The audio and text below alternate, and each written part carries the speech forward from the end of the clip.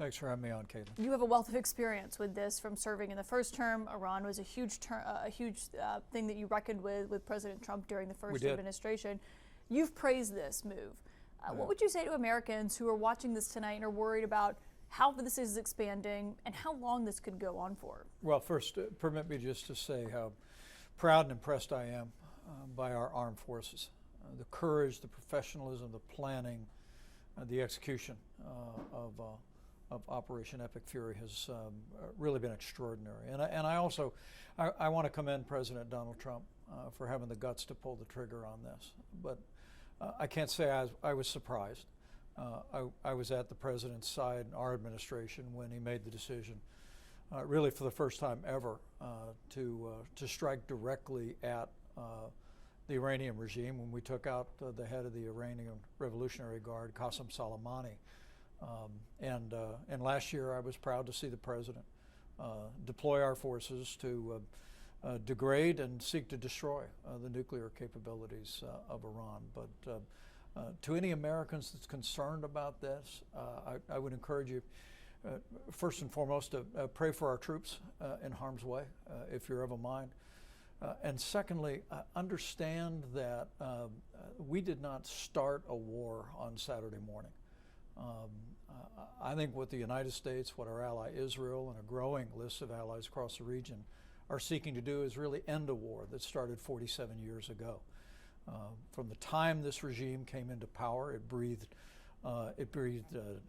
threats of death and hatred against the United States and against our cherished ally Israel. And whether it's the taking of the American hostages in 1979, the Hezbollah attack sponsored by Iran that took the lives of 220 Marines and 20 more service members. I mean, we literally have been at war for 47 years, but we've been fighting largely the tentacles of the leading state sponsor of terrorism, whether it be Hamas, Hezbollah, the Houthis, most especially the insurgents that they sponsored both in Iraq and in Afghanistan. Now we're taking the fight directly to the Iranian regime, and I believe it bodes great promise, not only for the people of Iran, but for the future of the region. If that's the case, and the United States has been at war with Iran for 47 years, why didn't this happen the first time that you guys were in office? Well, our administration came in and had, if you remember, had inherited the Iran nuclear deal. For 8 years, you had witnessed the Obama administration transferring pallets of cash, making Iran and our European leaders come together around a really weak, feckless plan. We got out of that plan. We applied what we call the maximum pressure campaign. By the time we left office in 2021, Iran was more isolated economically and diplomatically than ever before. Unfortunately, the Biden administration came in and reversed all that, began immediately to reach out to restart negotiations for another nuclear deal. Iran was so confident as they clandestinely restarted their nuclear program and expanded their ballistic missile program that they wouldn't even talk to the Biden administration. They required America to deal with the Russians as an intermediary. That was the circumstances that the new Trump administration inherited. And I witnessed, I'm on the outside looking in this time, but I know this president. He tried to talk to them too, though. And so the reason I ask, because I mean, that's what they were doing. That's why Jared Kushner and Steve Witkoff were meeting with them. But the reason I ask what you say to Americans who might have been surprised when the United States attacked Iran over the weekend when the president first launched this, the current Vice President, J.D. Vance, said in 2024 this about the prospect of war with Iran. I mean, that was October of 2024. Some Americans might see that and say, okay, well, that's still how I feel now, and I'm struggling to pay bills, struggling to do that. Why are we at war with Iran?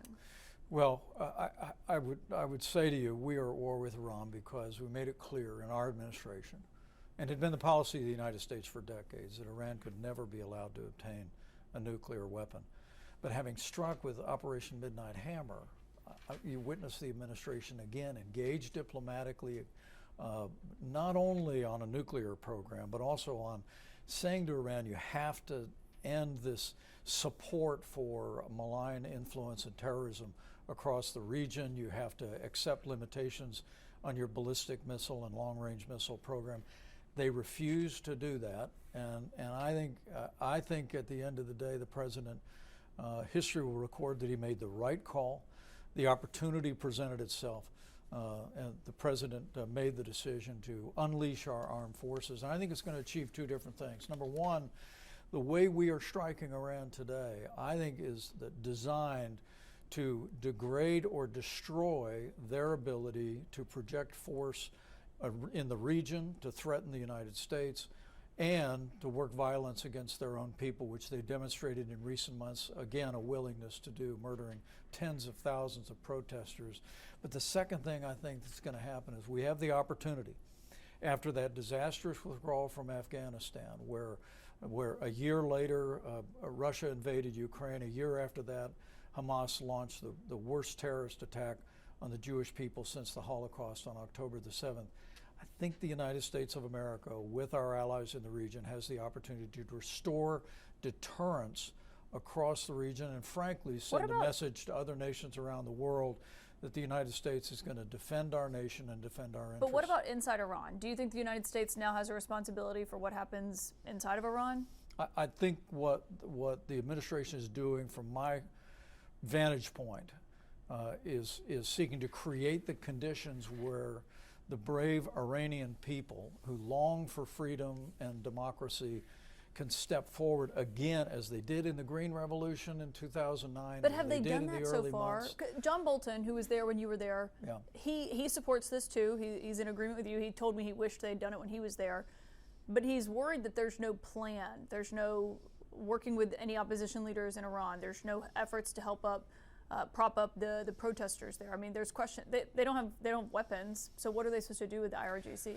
You know, I've had opportunities to spend time with the Iranian diaspora around this country. It's a proud Iranian American community, and the Iranian diaspora in Europe, Caitlin, I can tell you, there are people who are prepared to move immediately in to establish a free and democratic and nuclear-free Iran. And the United States, though, I think our obligation is to create the conditions where the people of Iran can do that without fear of being slaughtered in the streets by the mullahs in Tehran and their security forces. Two final questions for you. Do you believe the president knows when to get out of Iran? I don't know that I would say that we're in. We're taking the fight to Iran right now, but I understand the concern the American people have. But look, this regime in Tehran has the blood of American soldiers on their hands. Some 2,000 American soldiers that were killed by explosive devices that were provided by the IRGC during the Iraq War and also in Afghanistan. Make no mistake about it. Iran has breathed hatred and death to America for nearly 50 years. And no one's defending Iran in our and Iran's leadership. It's in our interest to create the conditions where the people of Iran can reclaim their freedom. I have to ask you, because you have a family full of service members, your son-in-law, who have made such a great commitment to this country. I know you're so incredibly proud of them, and you often remark on their service.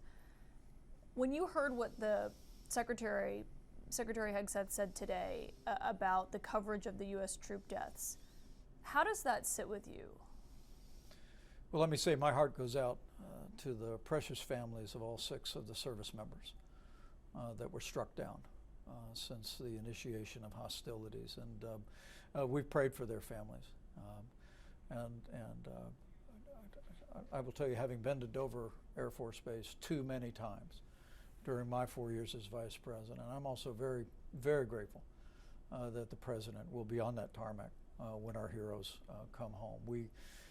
We deserve them nothing less than honor, to be there for their families and to assure them that their names will be enshrined in the hearts of Americans forever. But do you think those comments were fair? I mean, I've never heard a defense secretary say there's too much coverage of troop deaths, and that they're trying to make the president. Yeah, I don't want to get in between negatively. you and the administration arguing about media. What I will tell you is It's not about the media. It's about these service members. I will tell you that I think the attention that is being paid, the honor that is being shown to our fallen heroes is altogether fitting and altogether proper.